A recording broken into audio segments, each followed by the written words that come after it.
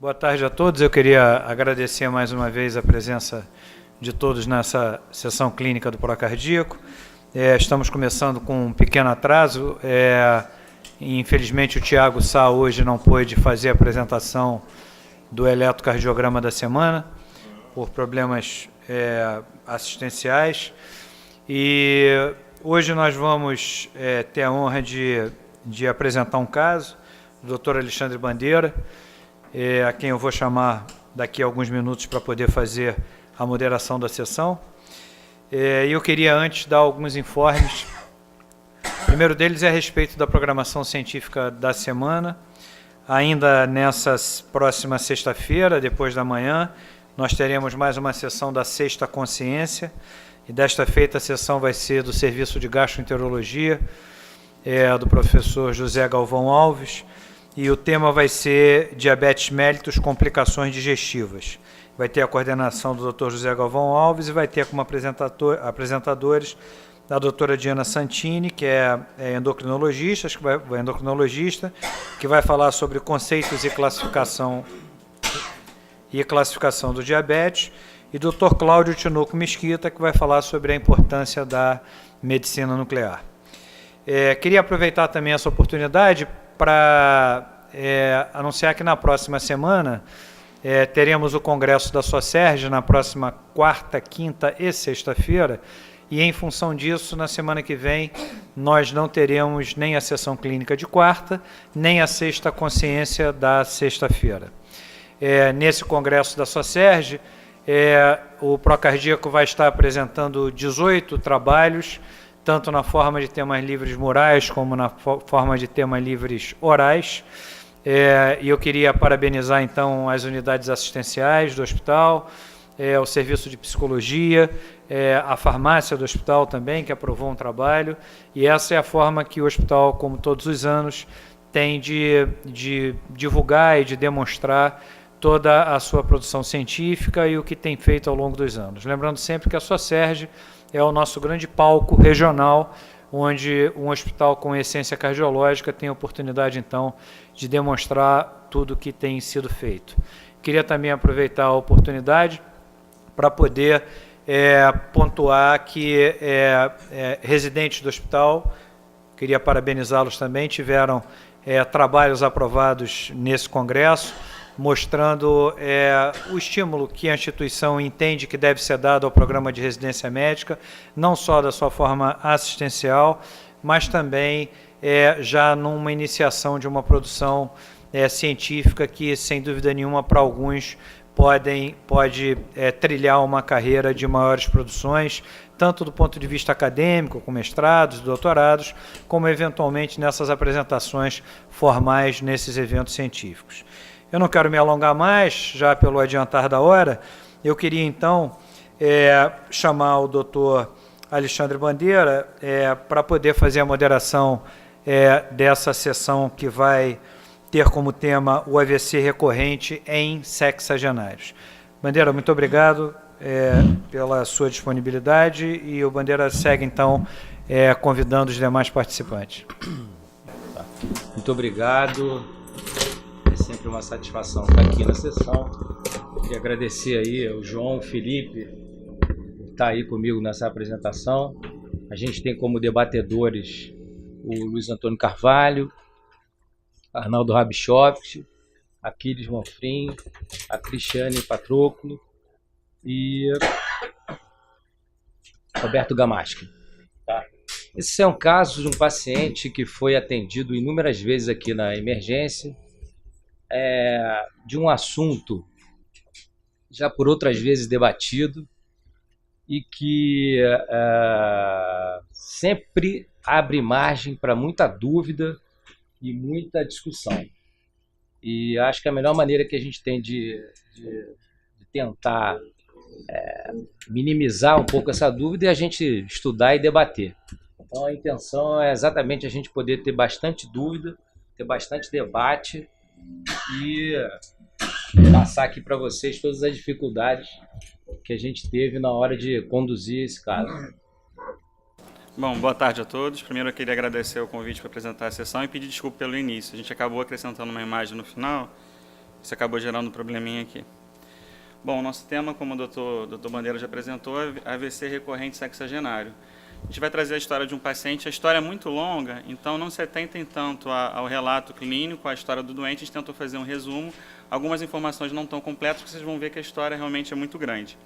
É um paciente masculino, de 69 anos, branco, casado, economista, natural residente do Rio de Janeiro, católico, que dá entrada aqui com uma queixa de diminuição de força na perna e do braço durante a caminhada.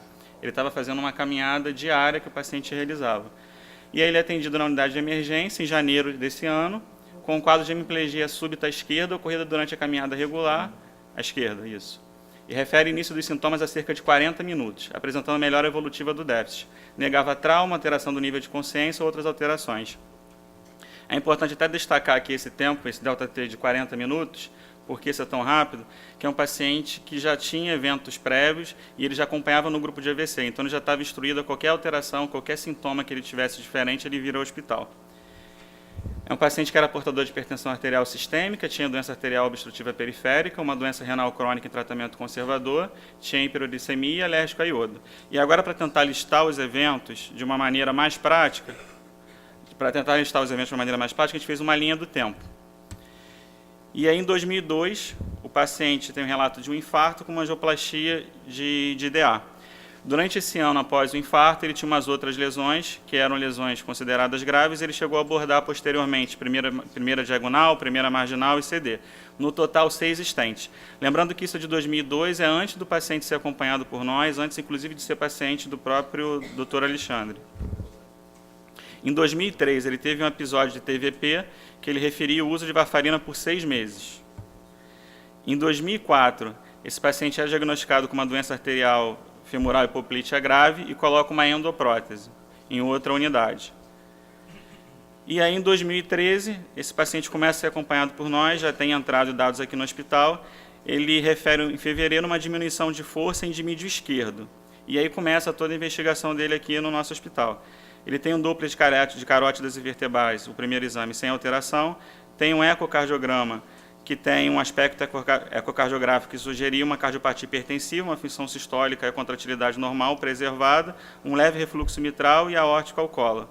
E uma leve ictasia da aorta ascendente, mas aqui cabe especificar que como era um paciente muito alto, ele tinha cerca de 2 metros, essa ictasia, quando a gente fazia o índice pela altura dele, se encontrava normal. E aí o primeiro exame dele é uma ressonância magnética de crânio que mostrava 2 diminutos focos de restrição à difusão subcortical parietal posterior à direita, compatível com uma injúria vascular isquêmica aguda. A imagem está ruim, a gente tentou até melhorar, mas dá para ver. Restrição de difusão. Aqui eu enxergo um pontinho de restrição de difusão. Tá difícil realmente de você avaliar. Isso aqui eu não sei valorizar, tá vendo? Não consigo valorizar. Esse aqui eu conseguiria valorizar um pontinho de restrição de difusão. Só que aí, nesse caso, pelo tipo de vaso, pensa-se primeiro num problema local, né? Você pensaria primeiro no problema local. Por ser um vaso muito fino, bem periférico. Bom, só voltando então, ele botou como diminuto foco de restrição à difusão subcortical parietal posterior à direita. Foi o que você... Exatamente.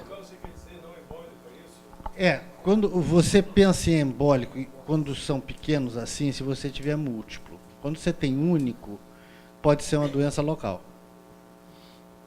Bom, e aí seguindo nossa linha do tempo, em maio de 2013 o paciente é admitido de novo na unidade de emergência com relato de um desvio de comissura labial. E aí, seguindo a investigação, de novo, o paciente fez um Doppler colorido de carótidas, que aqui sim mostrou algumas alterações que a gente poderia botar como significativas. Ele colocou, na verdade, uma regularidade parietal da carótida comum, a presença de uma placa de ateroma fibrocálcica na bifurcação carotídea e uma taxa de obstrução, na verdade, desculpa, falei errado, que não era relevante, de 30% a 40% da luz do vaso. Isso na direita. E à esquerda também, com uma área semelhante. Seguindo, fez novamente uma ressonância de crânio, dessa vez não mostrou alteração nenhuma. E aqui foi citado nesse laudo a agenesia do segmento P1 da artéria cerebral posterior esquerda, que é uma anomalia, uma variação anatômica congênita do paciente. Seguindo a nossa linha, em maio de 2013, o paciente dá entrada agora com uma dor torácica típica, ele entra em rota, marcadores de necrose miocárdica negativos, realiza uma cintilografia aqui na unidade, que descarta a possibilidade de isquemia. Então, na verdade, o desvio da comissura que ele relatou foi um evento muito súbito, que ele fala que durou cerca de 20 minutos e na chegada já tinha revertido. Em maio de 2013, essa cintilografia negativa. Em junho de 2014, o paciente relata uma dor mandibular de forte intensidade que evoluiu para síncope. O paciente estava na rua e teve uma síncope na rua. Volta para a unidade e aí novamente faz uma ressonância de crânio, que não mostra alterações agudas, e é encaminhado para a coronografia para estratificar novamente. Essa coronariografia mostra os estentes pérvios, todos os 6 estentes que esse doente já tinha, e nenhuma lesão significativa. Em outubro de 2014, o paciente retorna novamente à emergência com uma parestesia de membro superior esquerda e face esquerda, é encaminhado diretamente para a tomografia, e aí durante a realização da tomografia ele reverte o déficit. Ele complementa o estudo com uma ressonância magnética de crânio, que aí mostra uma restrição à difusão com áreas no lobo frontal e parietal direito, sugestivo de novos insultos isquêmicos. E aqui, novamente, a imagem da ressonância. Não sei se você queria comentar. Essa aqui não tem dúvida nenhuma. Agora, eu volto a dizer, isso aqui eu não sei se é valorizável. Até porque, se você tem dúvida na difusão, você tem que ir para o mapa de ADC, né, de difusão, coeficiente de difusão aparente, para ver se a imagem que você está vendo é verdadeira ou não. Se ela aqui está com sinal hiperintenso, se lá tiver hipointenso, tiver pretinho, ela é verdadeira. Se ela aqui tiver branco e lá não tiver pretinho, pode ser que seja só um artefato, uma sujeira de T2, que o pessoal costuma chamar, na ressonância. Fez. Mostrou uma alteração de carótida, mas que não era uma alteração significativa, compatível com o exame prévio que ele tinha feito no eco. E lá em cima? Não mostrou nada significativo. João, apenas para informação, você está apresentando todos os exames do paciente, ele em algum momento foi solicitado um holter de 24 horas? Foi. É que para não confundir mais a história, eu tentei Não colocar estraga, no... Luiz Antônio, espera o caso. Eu tentei colocar no final, mas foi Deixa eu fazer um Tem uma pergunta anterior. Um Que pouquinho, tempo Cezinha. decorreu entre o Doppler de carótida anterior e o atual com alteração?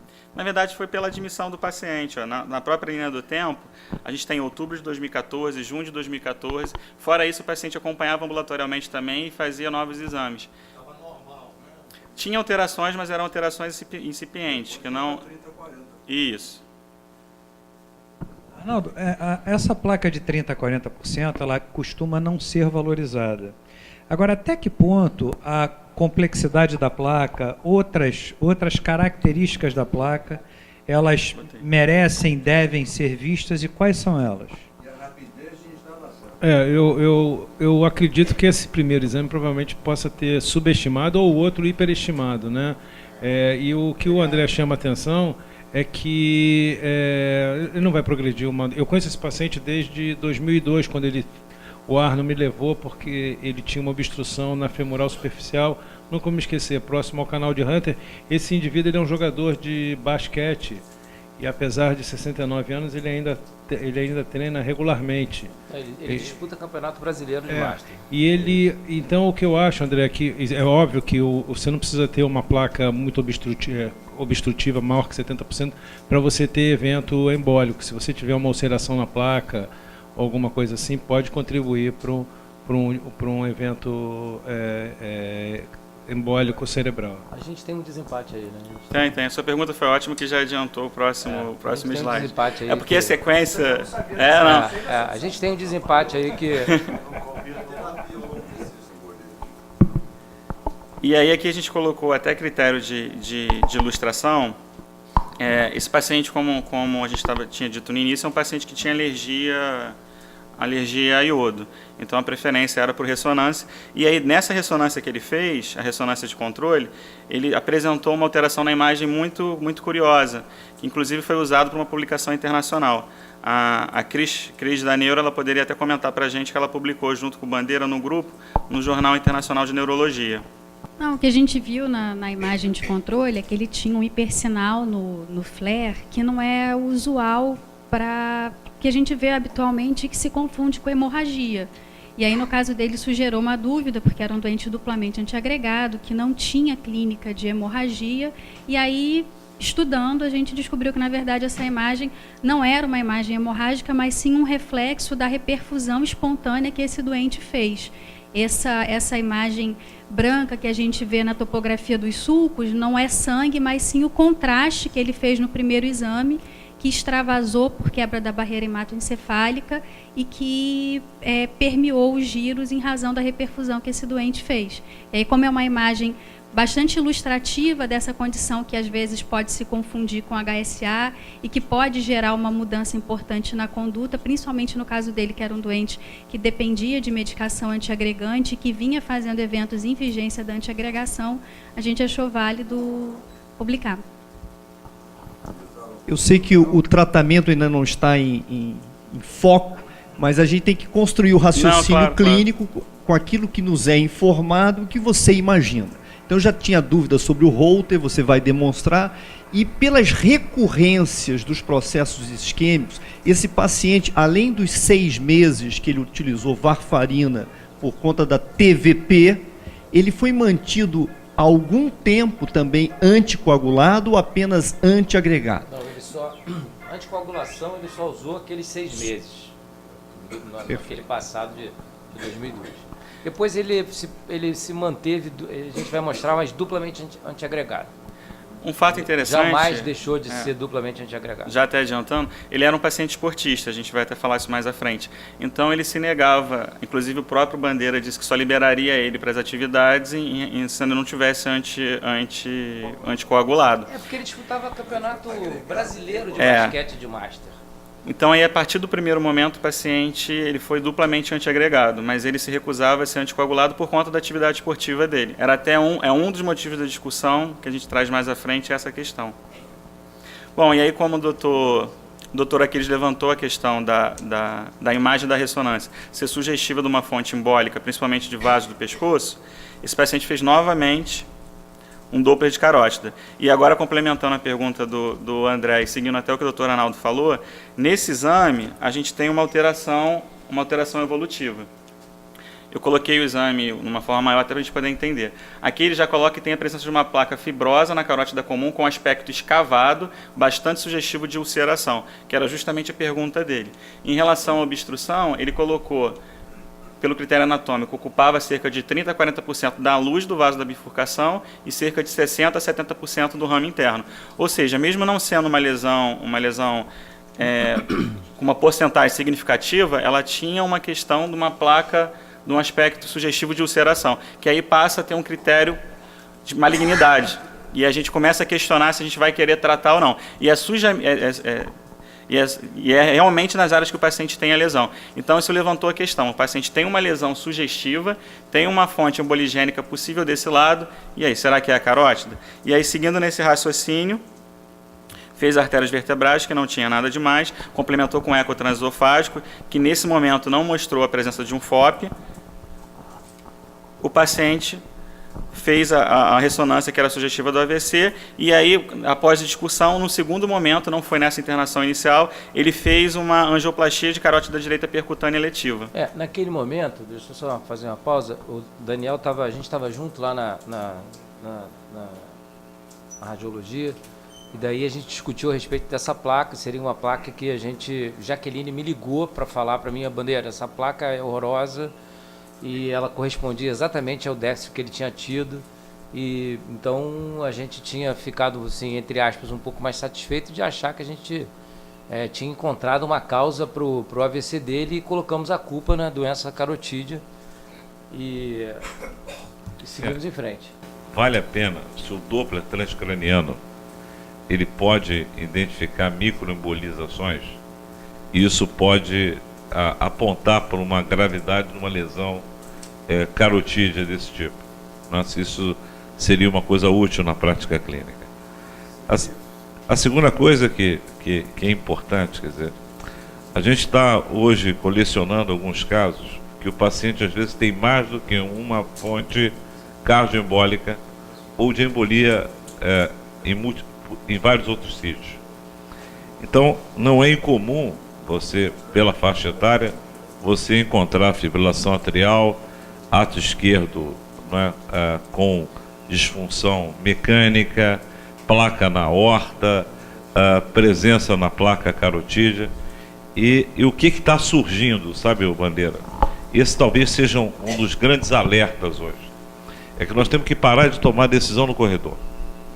E os times neurocardiológicos, né, antes de fechar FOP, antes de definir as estratégias em relação a eu tenho aqui uma causa cardioembólica, para o jogo, senta, junta todas as informações e faz como a gente está fazendo no Heart Team.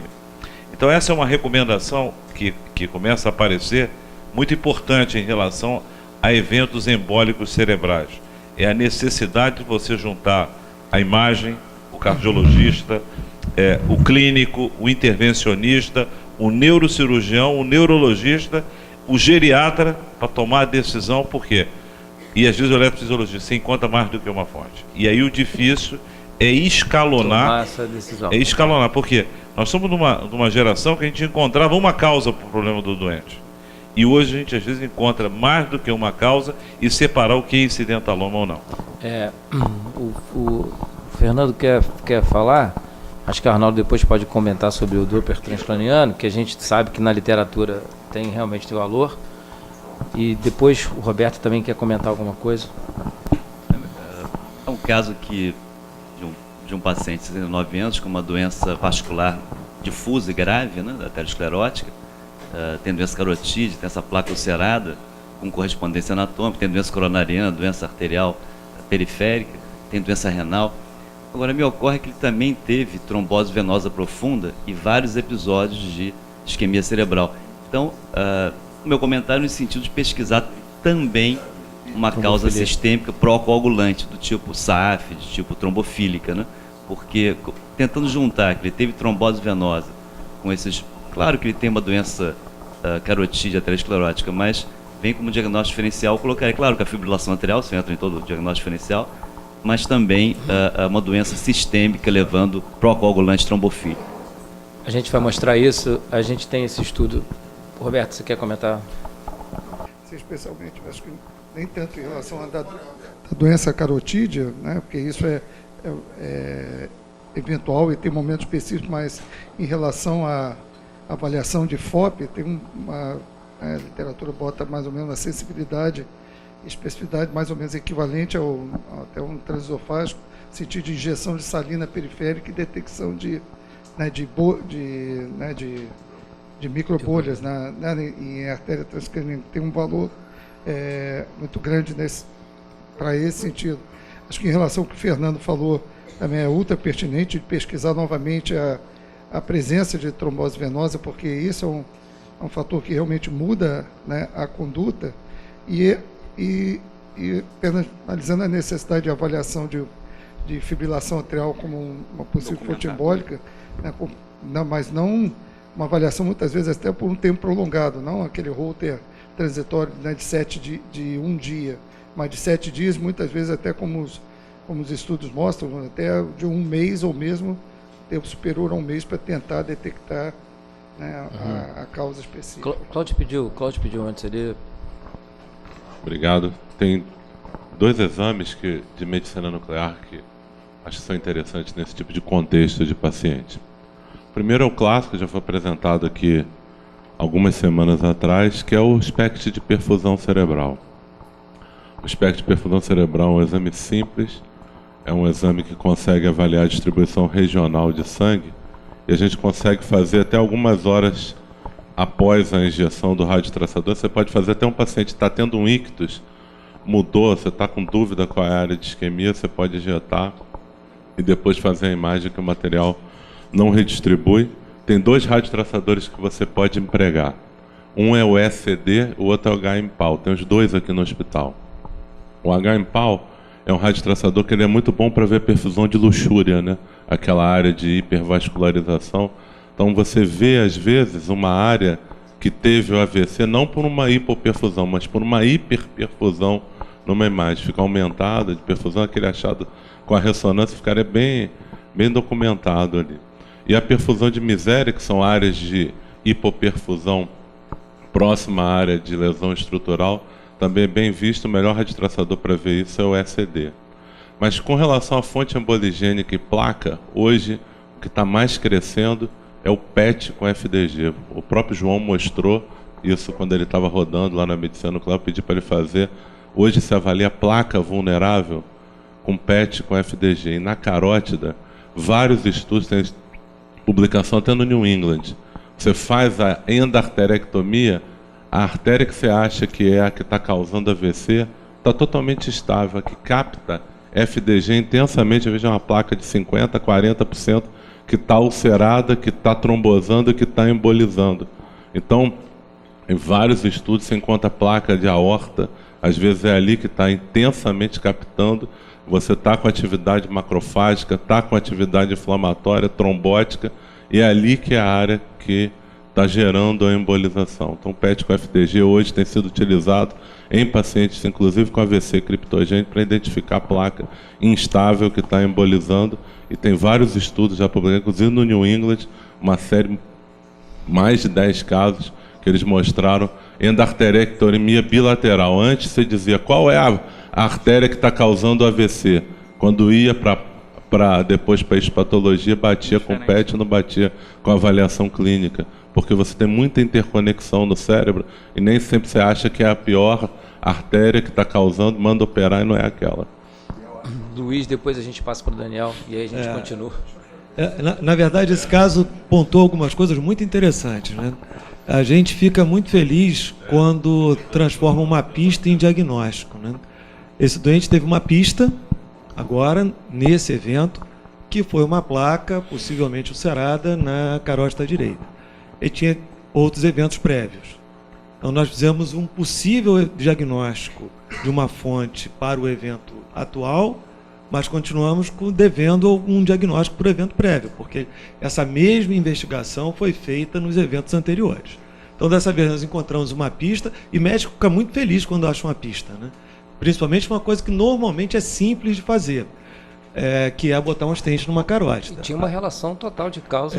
Pois é, nesse evento. Mas esse doente teve outros eventos. Teve eventos venosos. O doente além de um arteriopata difuso, como o Fernando chamou a atenção, é um doente com uma possível trombofilia ou uma doença da parede da veia ou uma causa de estase, né, da tríade de Virchow, né, que determine um evento com uma trombose venosa profunda.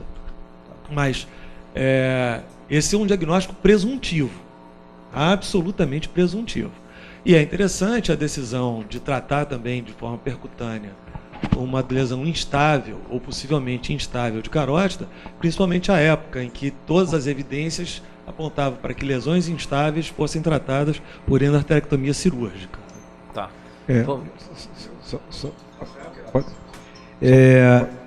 Eu queria fazer aqui algumas pontuações. Eu acho que a gente, como o Luiz chamou a atenção, quer dizer, a gente tem uma relação clara de uma lesão carotídea instável que se correlaciona com o déficit motor do paciente recorrente. Fica muito difícil... Com aquele déficit. Com aquele déficit. Com aquele déficit. Fica muito difícil a gente querer fugir dessa associação. Ainda que dentro de uma sessão clínica, é lógico que a gente possa viajar em outras possibilidades diagnósticas. O Evandro fala a respeito do time neurocardiológico. E que eventualmente poderia acrescentar algo, mas do ponto de vista prático, me parece que seria muito difícil que alguém, frente a um caso desse, já não propusesse uma intervenção pensando nessa associação. Acreditando que outros diagnósticos possam coexistir, e aí eu vou pegar uma carona na colocação do Rangel a respeito da investigação das trombofilias, eu queria lembrar basicamente duas questões. Esse paciente tem 69 anos, normalmente não é nessa faixa etária que esses pacientes eventualmente abrem esse quadro, mas mais do que isso, eu queria lembrar que esse paciente, o que teria de intervenção diferente para poder fazer em vigência de trombofilia seria anticoagulá-lo plenamente, coisa que ele se negou a fazê-lo. Então, ou se reconversa com ele para poder saber se ele topa ser anticoagulado, ou então a investigação da trombofilia, ela teoricamente não cabe, porque eu acho que a gente tem que trazer. Porque esse ponto que o Bandeira traz é o seguinte: ele se negou a ser anticoagulado. E dentro do tripé da tomada de decisão, valor e preferência do paciente é uma coisa que tem que ser considerada. Então, se ele se nega a ser anticoagulado, é preciso que a gente coloque isso sobre a ótica de não levar ele a outras intervenções que podem levar a harm pela própria intervenção, sem que a estratégia terapêutica possa acrescentar absolutamente nada, porque ele se nega a fazê-lo. Então, a menos que possa haver uma reversão dessa postura dele frente à documentação, ao esclarecimento de que coisas mais graves estão por vir, eu acho que a gente teria que repensar o custo-benefício de cada uma dessas estratégias. Daniel, vou bem rápido. Não, só para comentar o que a Van disse, assim, primeiro, eu estou de acordo com o André. A gente teve essa conversa. Se o doente não vai ser anticoagulado porque ele joga basquete profissional, ele se nega veementemente, não tem que ficar procurando demais. Agora, quanto à microembolizzação, Evandro, realmente assim, o Doppler ajuda. O que tem de estudo quanto a isso em carótida sintomática e assintomática é a monitorização por 1 hora com o capacete dos 2 lados. Você pesquisa microembolização contínua, aí ajuda para 2 coisas. Então, nas doenças carotídeas, tanto sintomáticas como assintomáticas, aumenta muito o risco de AVC. Eu acho até que é uma das poucas situações que, num doente, eu não faço screening de doença carotídea assintomática. Apesar de ser neurologista, deixa eu abrir um parênteses, eu não vou falar sobre isso hoje, mas as doenças carotídeas assintomáticas que batem no meu consultório porque alguém pediu o Doppler, eu não peço. Eu só peço se o doente tem sintoma. Depois a gente conversa sobre isso. Mas se o doente apareceu lá como estenose carotídea à vista, é um dos elementos que eu uso algumas vezes para a tomada de decisão se o doente cabe ou não cabe ser operado. Além de você ver índice de reserva, tipo, Breath Holding Index, índice de apneia, que é um índice que a gente usa para ver baixa reserva, a segunda coisa que você pode usar como elemento para aumentar o risco de AVC em 5 anos e julgar uma carótida sintomática, por exemplo, ou sintomática como essa, é a presença de microembolização na monitorização de 1 hora com o Doppler transcraniano contínuo. Doutor Kovacs, eu quero... Coisa rápida, a gente segue porque... Eu queria chamar a atenção o André vai clínico, cortar o meu microfone aqui. Um aspecto que eu acho importante.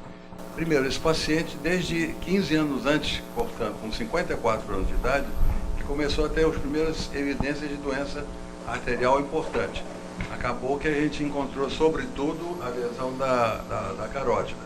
E a outra coisa que eu acho importante, para nós que somos clínicos, e nos baseamos muito no percentual de estenose de uma carótida, a gente está vendo que não é esse o aspecto fundamental, e sim o tipo de ulceração, de tipo de obstrução, com lesão, sobretudo do tipo ulcerativo, que pode desprender êmbolos e que para nós é muito mais importante do que ser 90% e aí indicar algum procedimento. E eu acho que a lembrança do Fernando Rangel sobre o fato de ele ter tido episódios trombofílicos venosos e arteriais, para mim, eu acho que mesmo que seja só por pesquisa acadêmica, para saber se tem ou não tem um SAF associado, eu acho que a síndrome antifosfolipídica deveria ser estudada para ter pelo menos, mesmo que ele não aceite a anticoagulação, porque eu acho que o André fez uma observação perfeita, eu acho que seria, se ele não aceita, então ele está sendo absolutamente contra o próprio interesse dele.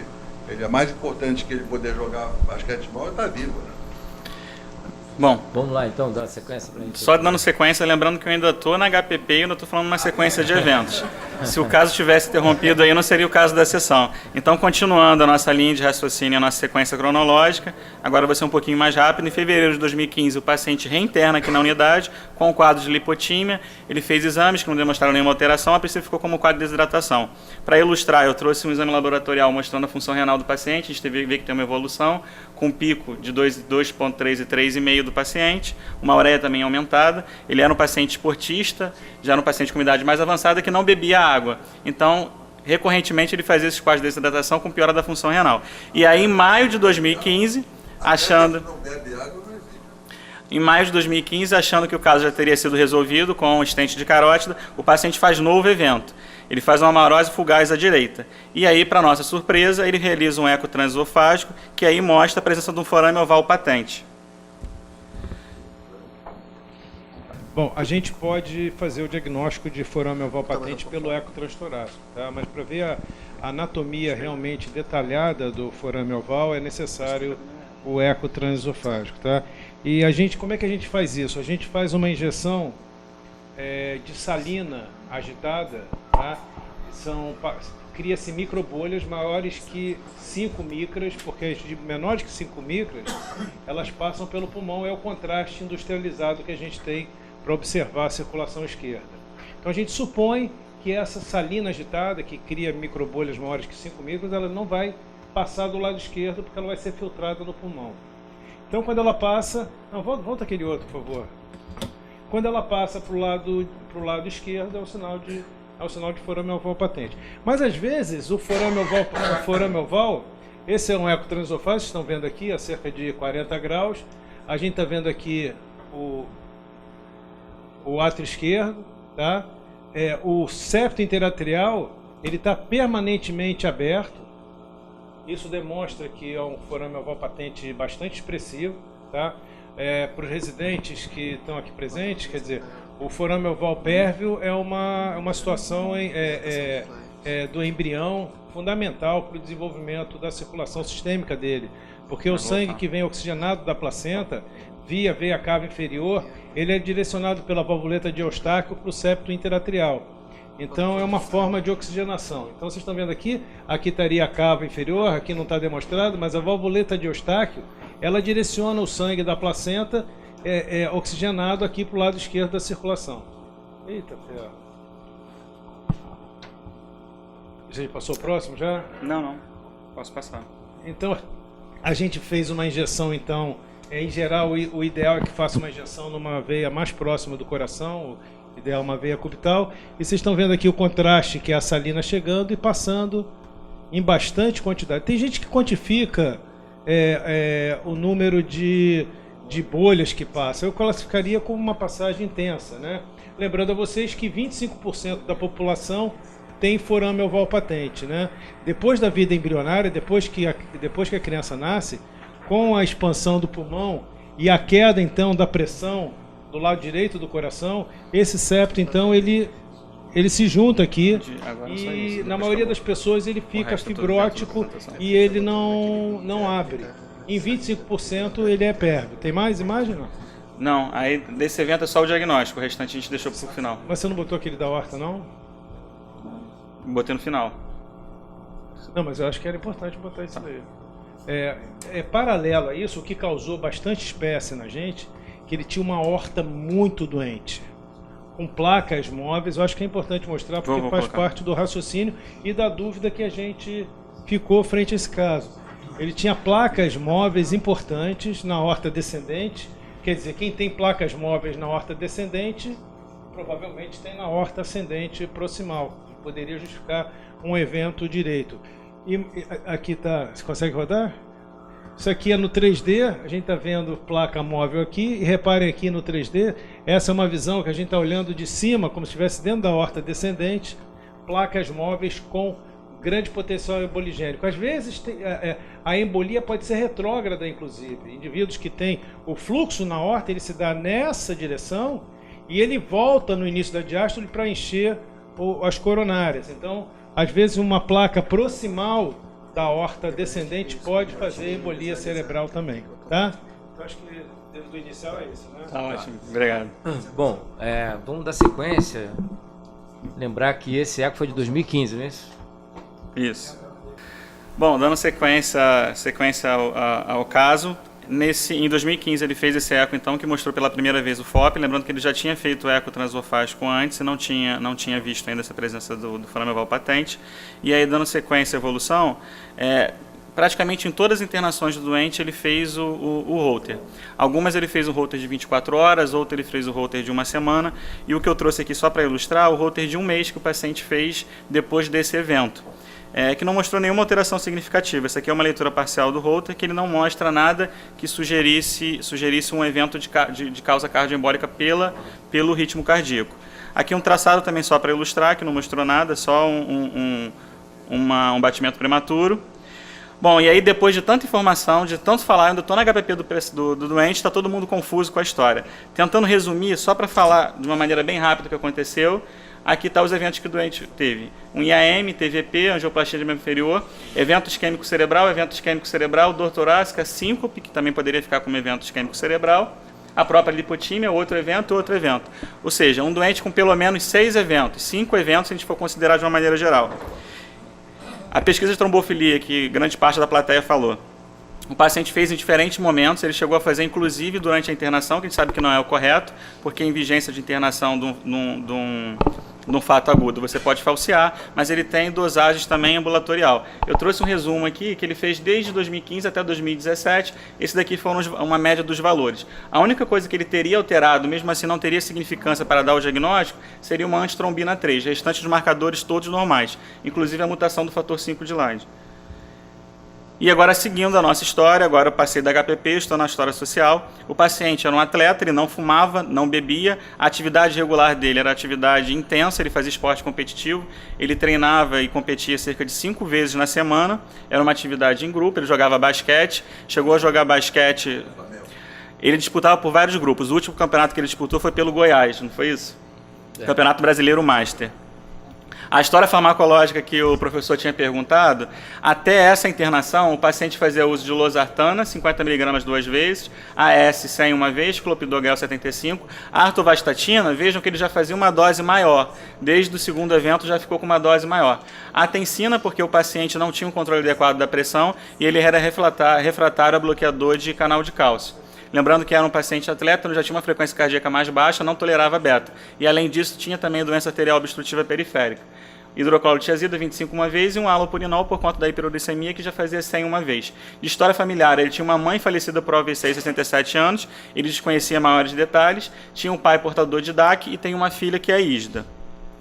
No exame físico desse paciente na chegada, ele tinha um exame físico praticamente normal, aqui eu chamo a atenção só para a altura, um paciente de 2,2 metros, 112 quilos, mas com MC com sobrepeso. O exame físico dele era um exame físico normal, o exame neurológico normal, ele tinha uma alteração de edema de membro inferior discreto, que era o membro que ele tinha feito o procedimento. Exame laboratorial dele de admissão também, um exame laboratorial que só mostrava uma creatinina mais alta, esse daqui foi o segundo pico dele na admissão por conta da desidratação e piora da função renal. Um Doppler de membros inferiores, e aqui até o Dr. André perguntou durante a apresentação se ele tinha tido outro evento de TVP. Evento documentado ele só teve um. Mas, de qualquer maneira, isso foi investigado em outros eventos. E aqui não tinha nenhum episódio de TVP. E aí fez novamente outro eco transesofágico que mostrou a ausência de achado patológico, mas com a presença do FOP. Foi discutido novamente com o paciente a possibilidade de ele ter um evento cardioembólico, foi discutido inclusive a possibilidade de ele colocar um implante de monitor de eventos e sobre a questão da anticoagulação. O paciente ficou internado durante essa internação 48 horas. Após a realização do eco transesofágico e a conversa, o paciente acabou tendo uma alta revelia. Foi jogar basquete. Então, o resumo de toda essa história que eu fiquei cerca de 1 hora falando. É um paciente de 69 anos, hipertenso, coronariopata, com revascularização percutânea, tinha uma história de trombose de membro inferior, tinha 5 episódios de eventos neurológicos prévios, tinha inúmeros exames de Holter sem alteração, já tinha feito essa angioplastia de carótida, que a princípio era a nossa culpada, e a gente viu que não era só ela, já tinha sido afastado um estado hipercoagulável e tinha esse diagnóstico recente de forame oval patente. E um renal crônico. E artéria de aorta. E alérgico a iodo. Ou seja, o paciente tinha muitas coisas diante dessa situação toda. E aí fica a pergunta, o que fazer?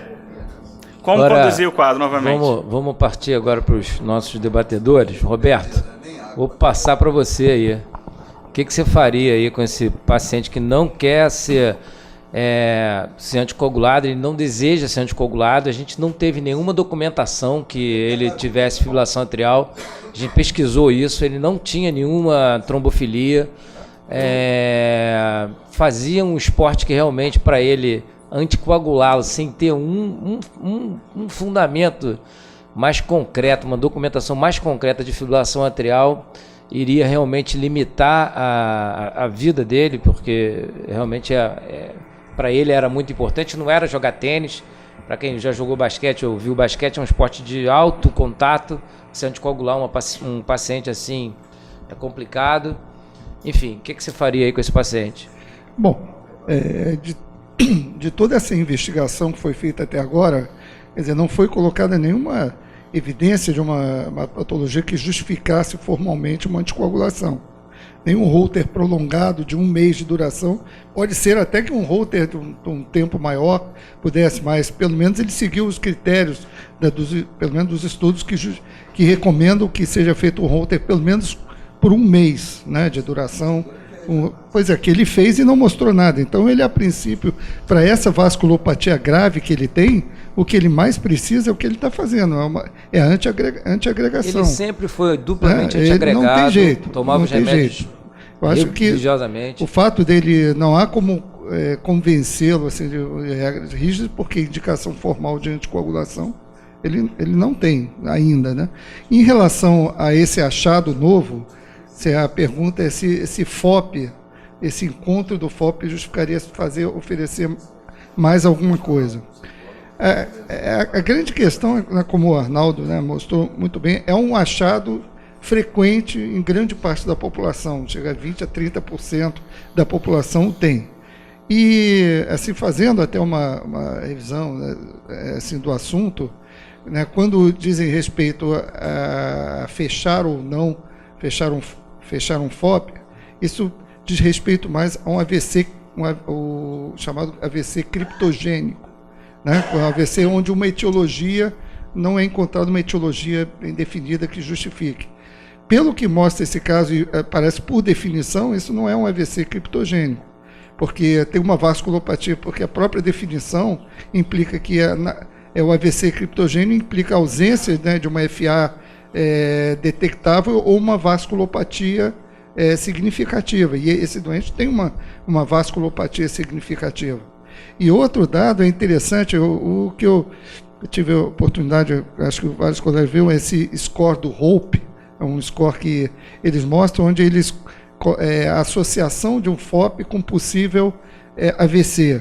Ela varia de acordo com alguns itens, e nesse score do HOPE, ele coloca o item hipertensão, diabetes, a presença ou não de AVC prévio, se é um AVC cortical e a idade, né? Quanto menor a idade, maior a pontuação, de forma que de 18 anos a 29 ele ganha 5 pontos, e acima de 60 anos a pontuação é de 60 a 69 é 1, e 70 anos 0, que é mais ou menos o que esse paciente. Hipertensão ganha 1, a presença de hipertensão dá 0, então ele não ganha ponto.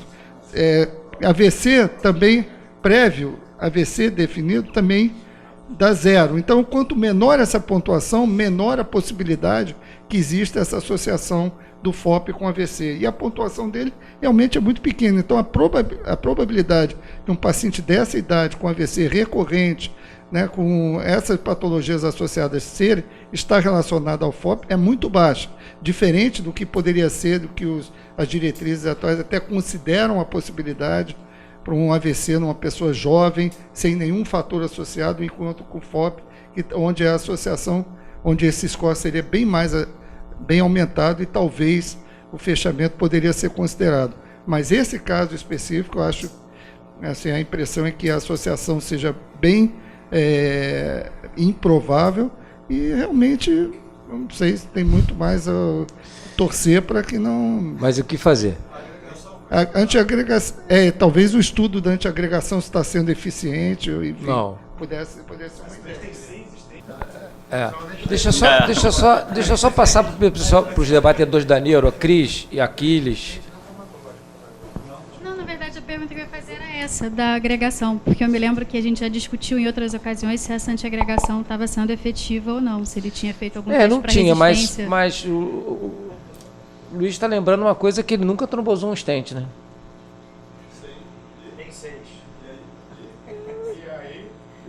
Eu acho que é um sinal de que ele não deve ter nenhum problema com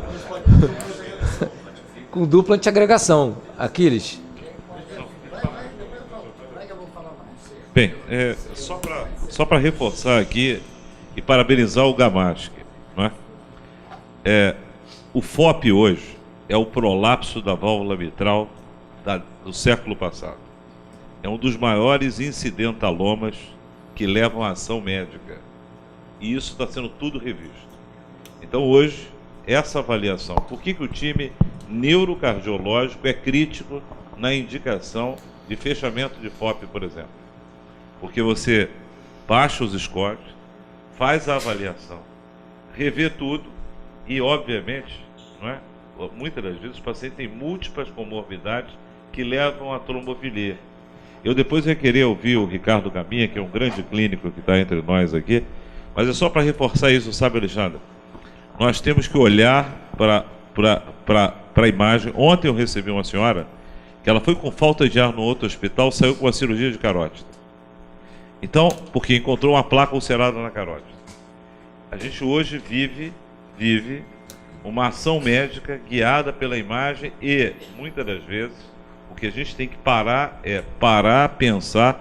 E quando eu vejo o Luiz Antônio, que já fez muita colocação de stent no passado, né, como nós médicos clínicos, já com o Dr. Tagarno, tratamos muita lesão coronariana com peitalgia ou na ausência de peitalgia.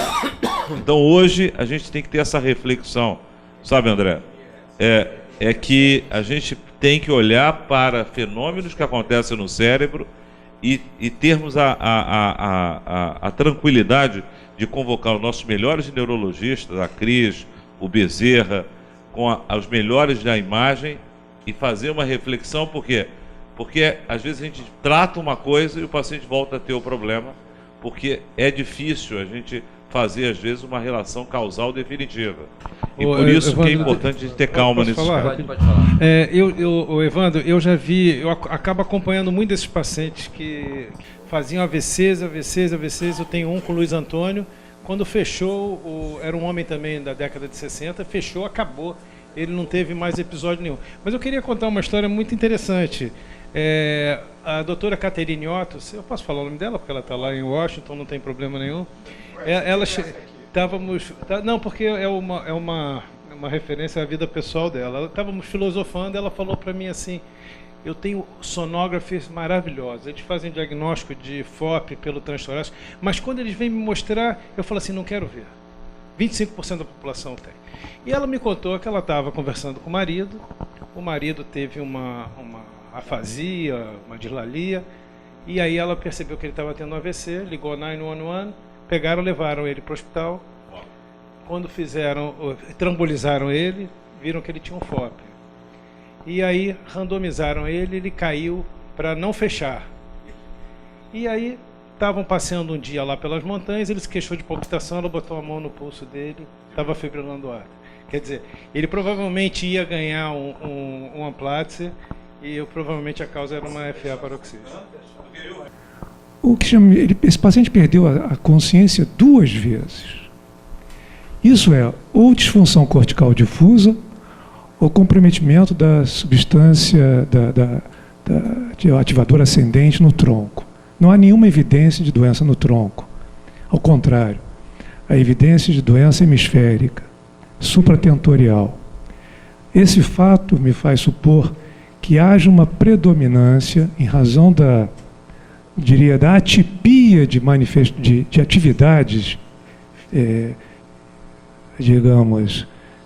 esportivas que esse paciente apresenta, ou relata, o que me faz pensar na possibilidade de que sejam eventos hemodinâmicos, fundamentalmente hemodinâmicos.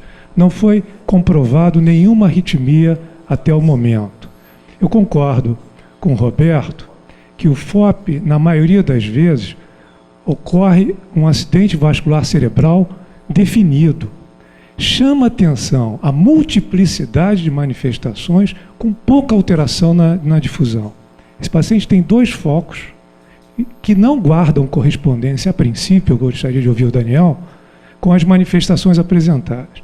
Ele teve hemiparesia esquerda, paralisia facial esquerda e de membro superior esquerdo, amaurose, desvio de comissura labial. E se você olhar aquelas lesões muito periféricas, eu não acredito que isso responda por essas manifestações todas. Me parece que essas lesões estão situadas numa região mais central, portanto, não relacionado. Eu me pergunto se o excesso de atividade 5 vezes por semana disputando campeonato, com doença vascular importante, predominando na carótida direita, se esse paciente não poderia fazer eventos paroxísticos de algum tipo de arritmia não surpreendida, o que justificaria então um baixo fluxo desse lado, com manifestações recorrentes. E eu acho que o componente hemodinâmico nesse caso, principalmente pela perda de consciência em 2 oportunidades, como eu disse, caracterizando uma disfunção cortical difusa, me preocuparia muito. Eu acho que a minha primeira recomendação seria a seguinte: por favor, pare de jogar basquete. Isso só uma complementação aqui, é o seguinte. Ele jogou na seleção brasileira de basquete e hoje ele, na verdade, a gente vai falar isso no final, mas hoje ele é mais meu amigo do que meu paciente, porque ele já não é mais meu paciente. Mas ele continua sendo meu amigo. Ele terminou o casamento de 40 anos por conta do basquete. Então é aquela história, ou o basquete ou a esposa, ele preferiu o basquete. Daniel, você quer falar?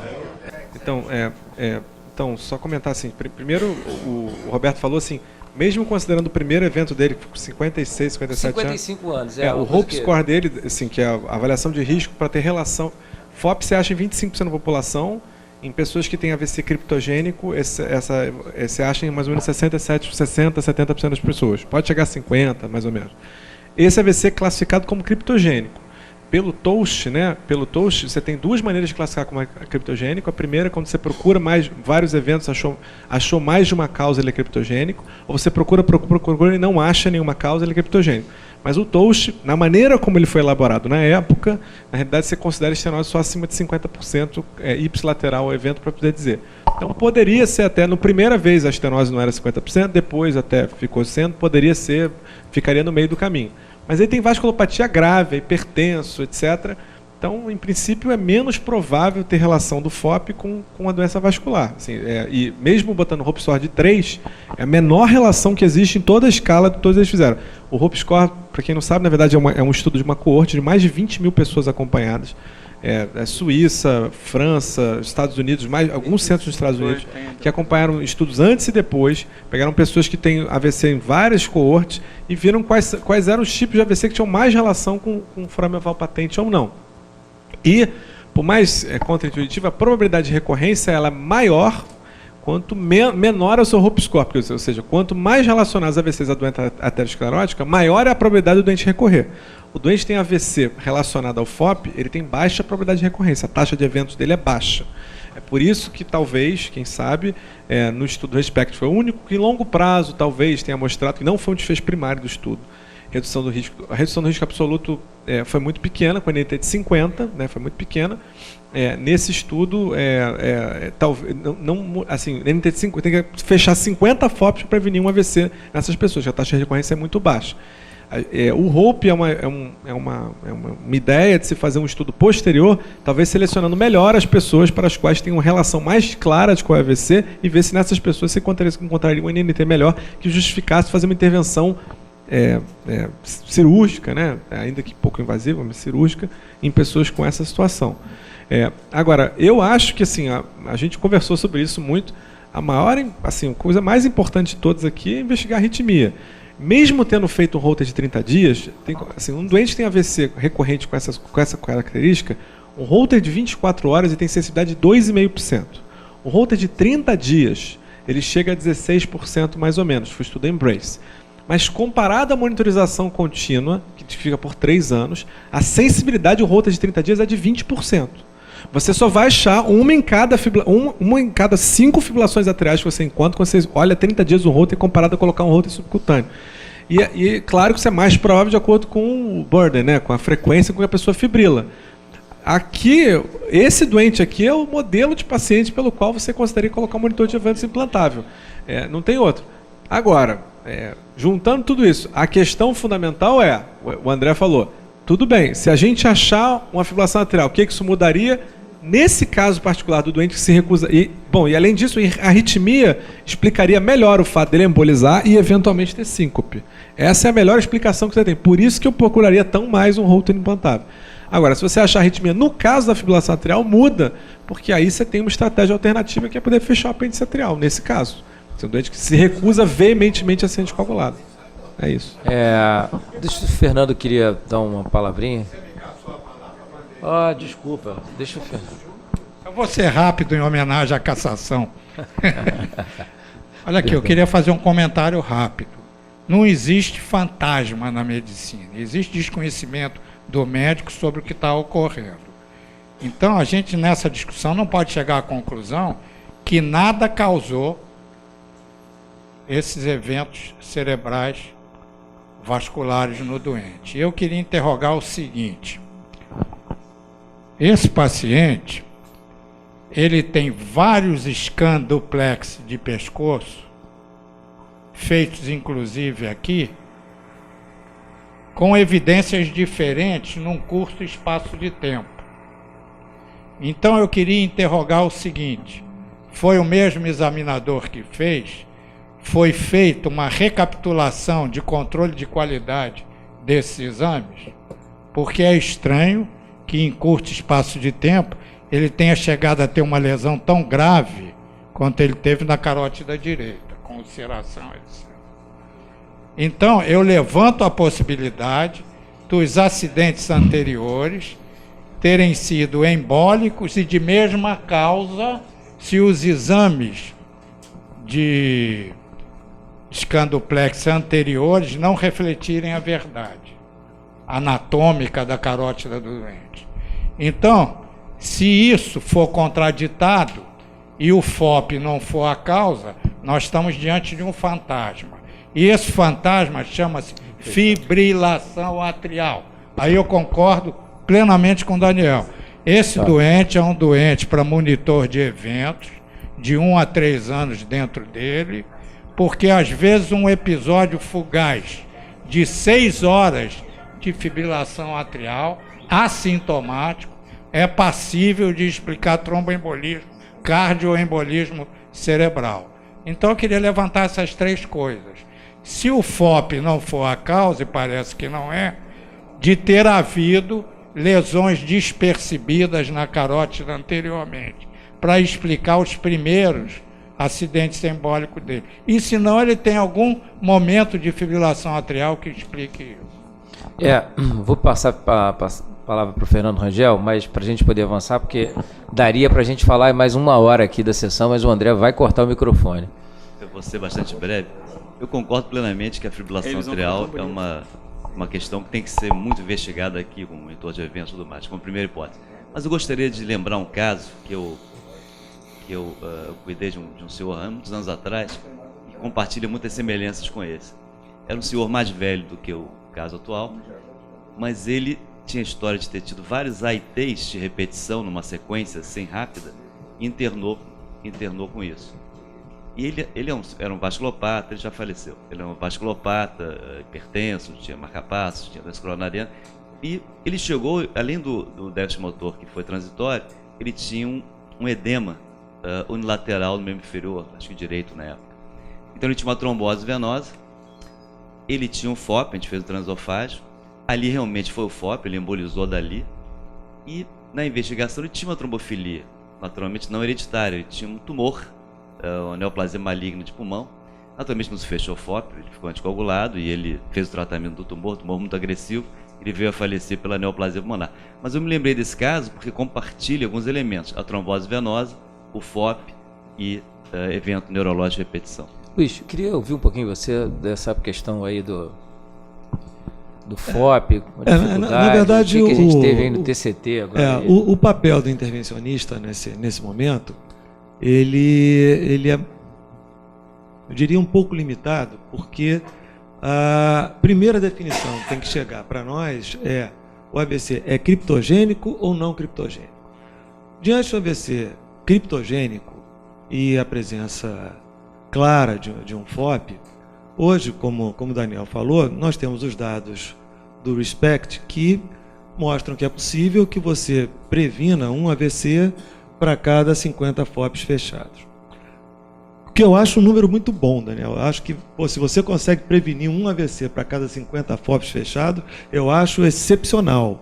Porque a gente usa, por exemplo, o desfibrilador implantável e fica feliz da vida quando tem um choque apropriado.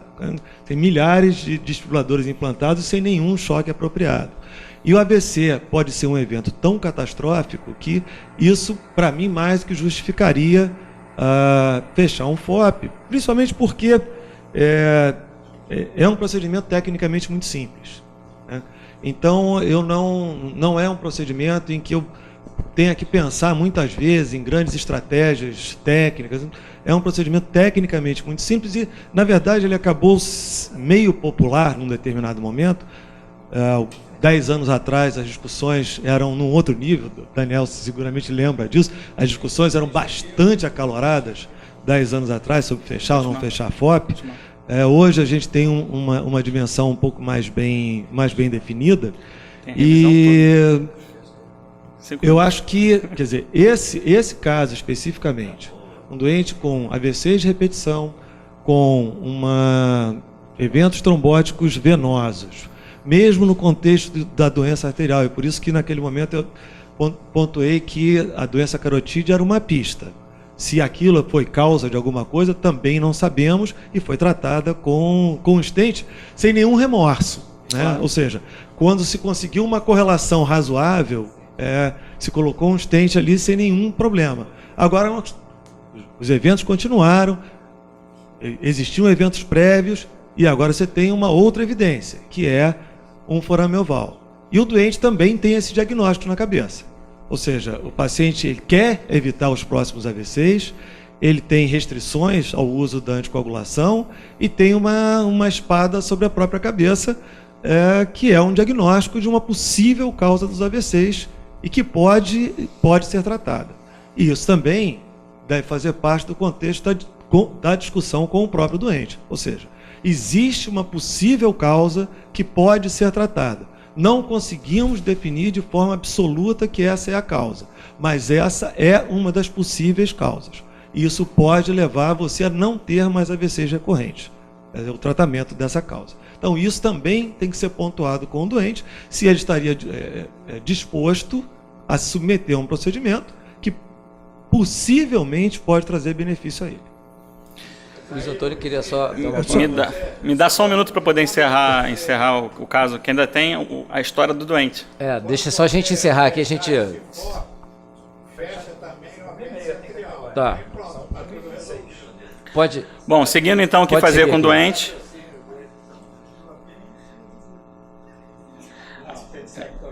Aqui falando sobre o Hope Score, foi feito o Hope Score do doente, que deu 34% da chance do infarto estar relacionado ao forame oval patente. E aí, em relação ao desfecho, o paciente foi admitido em março de 2017 com novo quadro de lipotímia, com exame laboratorial apresentando piora da função renal, novamente, e aí, durante essa internação, ele é hidratado, melhora do quadro e é submetido ao fechamento do FOP com a aplátice 25 via femoral direita. A gente trouxe as imagens, mas pelo tempo eu vou acelerar. Vou botar só a última imagem da hemodinâmica, que eu acho que dá para ver bem.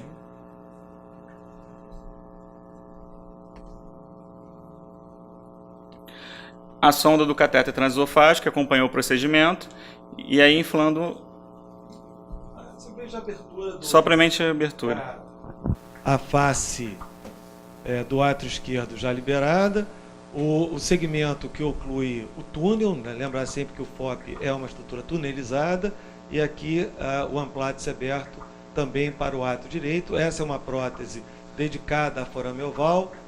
Reparem que o segmento do átrio esquerdo é um pouco menor em diâmetro que o do átrio direito, e esse é um procedimento, assim, mais uma vez, tecnicamente, muito simples, dos mais simples que se pode fazer no laboratório de hemodinâmica. Aqui numa figura em que, nessa projeção oblíqua-esquerda, em que o septo fica alinhado com a imagem, e a gente consegue ver as duas faces da prótese de amplátice em paralelo, aqui numa visão em PA, aqui numa oblíqua esquerda, e aqui segmento de oclusão do FOP.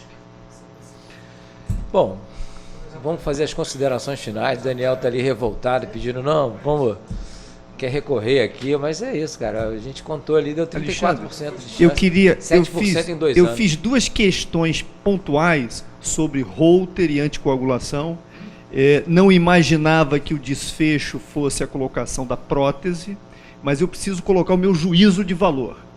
Esse paciente é a prova viva que, mais fácil do que prescrever o paciente, não existe nenhuma outra conduta médica.